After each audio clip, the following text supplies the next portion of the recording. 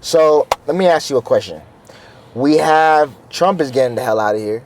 Whether he gets impeached or, we just wait, a couple more weeks till, Biden and Kamala get sworn in. Either way, he's out of here, right? Mm-hmm.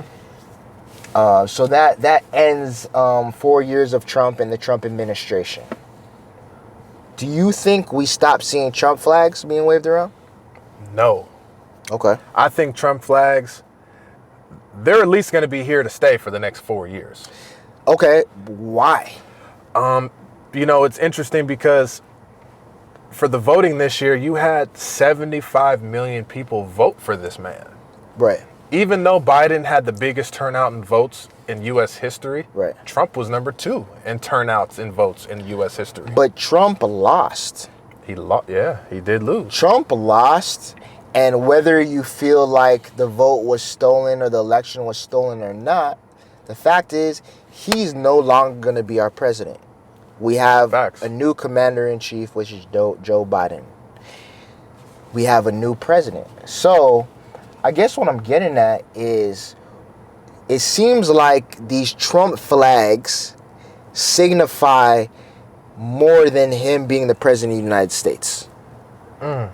It seems like these people, these diehard Trump supporters, are using these Trump flags and waving them around as a means to signal or signify something else, to be divisive and illustrate hate.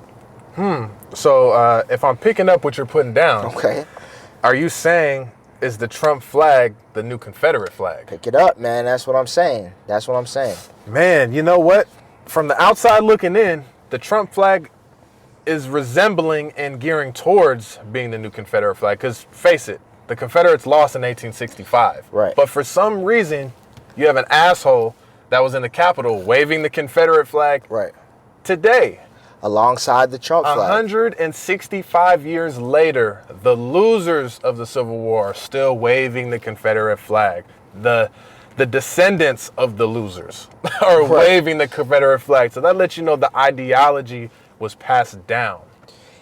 And even though people are still being very overt with their racism, by still waving the Confederate flag, right? Mm-hmm. There's some people that maybe don't want to be as overt, or whatever the case is, so they're like, you know what, let me wave around this Trump flag. I know it's just as divisive. It does come with a certain type of messaging. Make America great again. Make America great again. Hence to Confederacy days. Right. So I think we're gonna see a lot. We're still gonna continue to see this Trump flag, and I think it's very symbolic of the Confederate flag. Yeah, like I've been saying before, when it doesn't matter what political side you choose. I'm not one to judge. If you're a liberal, you're a liberal. If you're conservative, you're conservative. That's your political viewpoint. Right. But when you become a fanatic of the individual, right, that supersedes, that transcends politics. Right. You're just a fan. Right. You're willing to probably tattoo Trump on your body at this point. You're just a fan. Right. And when it comes to the fandom of Trump, it's like, yo, he lost. Yeah. Your man's lost. Bow down gracefully and try again in the next 4 years. Right. But the fact that you're continually pushing his message, listening to the voter suppression, and you believe all the bullshit he's saying. Like, yo, he's been saying this for 4 years. He's been saying that the shit's rigged for 4 years. So he's setting himself up. If I lose, it's because of this. Right. So he had a built-in excuse from the jump. Right. And some conservatives fed into it. Right. They believed it.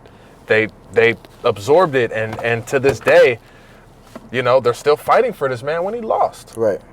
So like you said, this flag is still going to be waved, I believe, in the next 4 years. Mm-hmm. It looks now that the conservatives are kind of, backing away from him. So I don't know if he'll actually get the opportunity to run again because of shitstorm he created, and he just literally divided the country? I think he'll be in jail somewhere. He should be in jail. He's not going to be able to run again. I don't think so. How can you be the leader of the free world and divide your country and incite storming the Capitol, storming federal grounds? Him himself had a tweet in July this past year talking about Black Lives Matter, saying, hey, if you trespass on federal grounds, that's an automatic 10 years in prison. Right. So, Mr. Trump, I hope that applies to the people you incited to storm the Capitol building. Just get him out of here, man. We're done. Kick the bucket. Let's go. We're done with him, man. We're done with him. Let's go.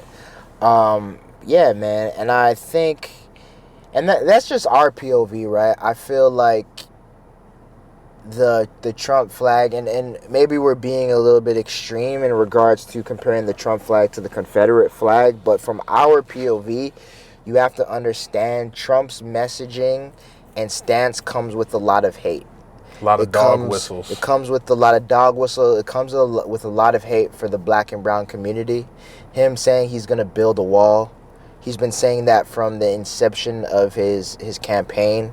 Him saying he's going to send in, the National Guard to Chicago and take care of the violence. That is a direct attack on the black community. So when people like me and you, when black people see people waving the Trump flag around, that we feel like that is attack on us, attack on black people, attack on our livelihood, because this is what this man has rallied behind about the criminalization of black and brown people. Yeah. When you see that flag, when you see it on that truck, and you see that truck driving by, you get uncomfortable.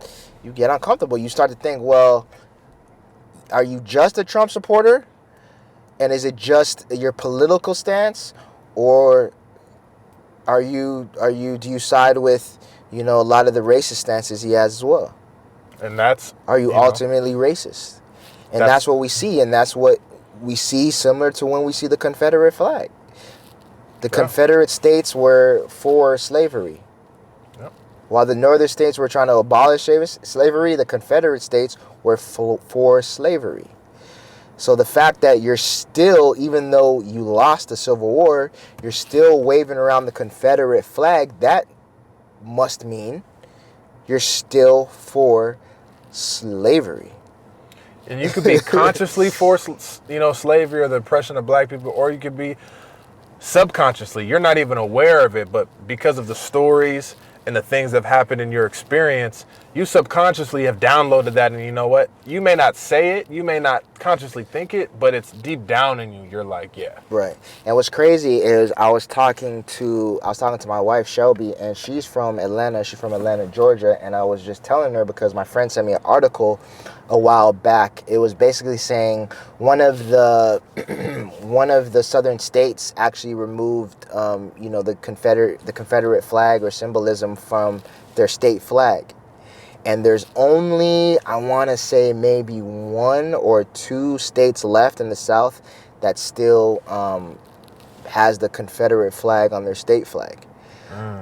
So we were just talking about the Confederate flag, and she was kind of educating me on the Confederacy and things like that. And she was telling me that when she was in elementary school, that the house next to her school had a big old Confederate flag, on their house. And every day when she went to school, every Sunday when she went to church, she would pass by this house and see the Confederate flag waving in the wind. Wow. And I was blown back. You got to understand, I'm Canadian. So we don't even have a deep-rooted history, a history so deeply rooted in that, right? So to hear her, I was like, so you mean to tell me you saw this Confederate flag every time? She's like, yeah. I'm like, how did you feel? She's like, it was fucked up, but she was just, that was like normal. That's what it was. That was every day. And she mentioned every day every Sunday when she used to go to church with her family, she would hear her family make remarks like, these racist mother effers.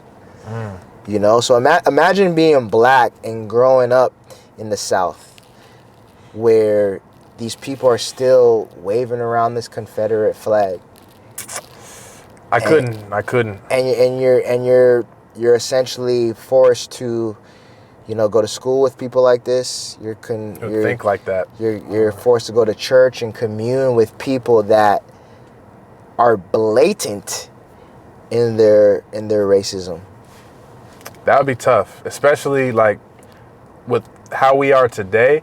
We're not like our ancestors of past. Yeah. We're going to confront you. Oh, for sure. We're going to challenge you.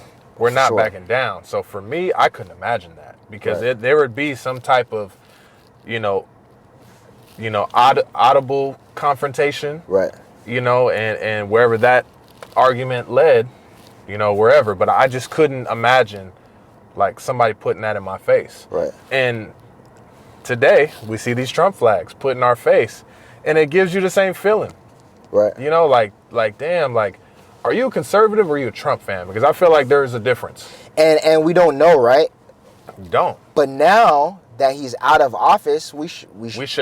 We should know. If you're still waving it. Because if you're still waving it and he's not the president, what you waving it for? What are you trying to say? What does that flag represent to you?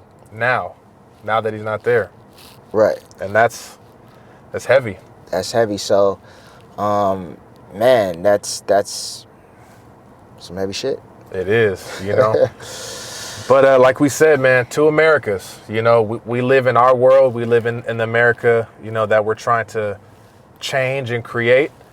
And some people live in that other America where, things have always been great, and we're not going to allow you to change it for us. Right. So, yeah, I mean, just let's keep fighting the good fight. We appreciate our allies. That whether you've always been, an ally to the black and brown communities, or you've kind of just waking up right now and realizing kind of the systemic racism in our country now. Either way, we appreciate you. We ask you to continue to support us. We ask you to continue to educate and speak out against the systemic racism in our country and the hypocrisy in our country and the two different Americas. And let's continue to evolve and move forward now that we got this this clown, this bozo out of office. And he is a bozo. It's Definitely. Clear as day he's a bozo. Clear as day. It is. He's a bozo. So let's take for what we all see. We're all watching the same thing right now. Let's take that and let's take it and run with it. Let's grow. Let's realize that America in whole needs to come together more than ever. And if we don't come together now, it's going to be more of the same.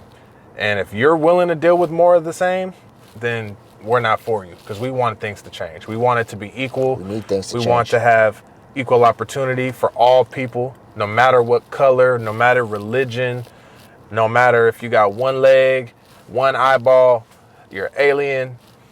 Equality is what we're about. Equality is what America's about under the Constitution. What it should be about. What it should be about. Excuse me. Yeah. What it should be about. Right. We just want this country to be better for our kids, so our kids and our kids' kids in the future don't have to deal with this.